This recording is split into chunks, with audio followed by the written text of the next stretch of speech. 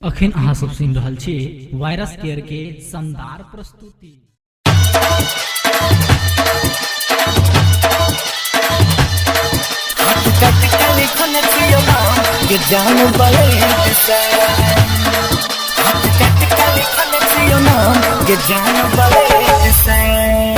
SK music recording studio Saharsa.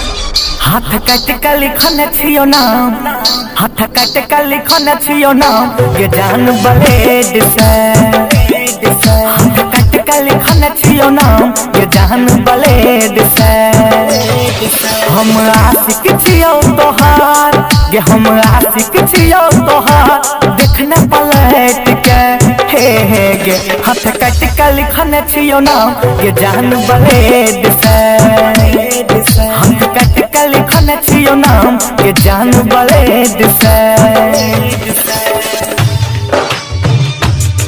हाथ काट के लिखने छियो नाम, ये जान ब्लेड से।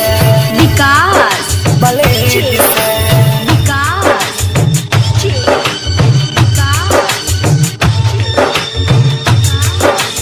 मटियार कला सीतामढ़ी ये जान ब्लेड से।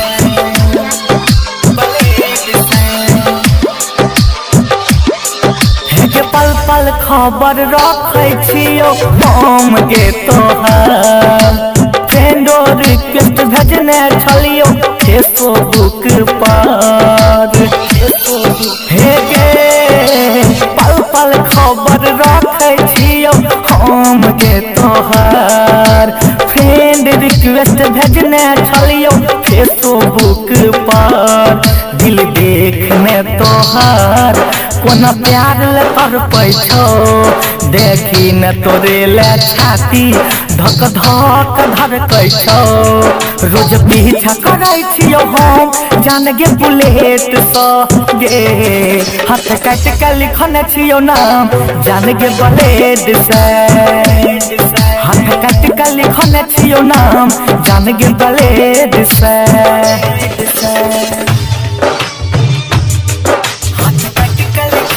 नाम ये जान ब्लेड से। विकास ब्लेड से।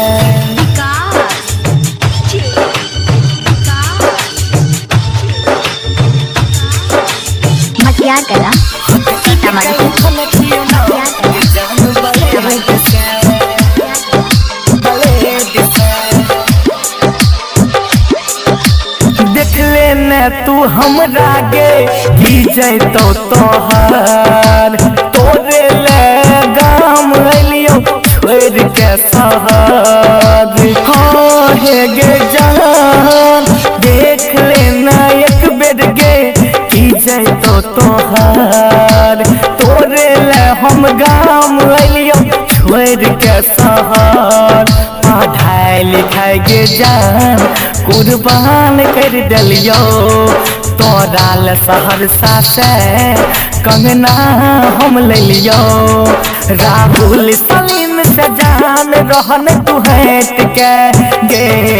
हाथ काट के लिखने छियो नाम, जान गे ब्लेड से। हाथ काट के लिखने छियो नाम, जान गे ब्लेड से। अखन अहाँ सब सुनि रहल छी वायरस केयर के शानदार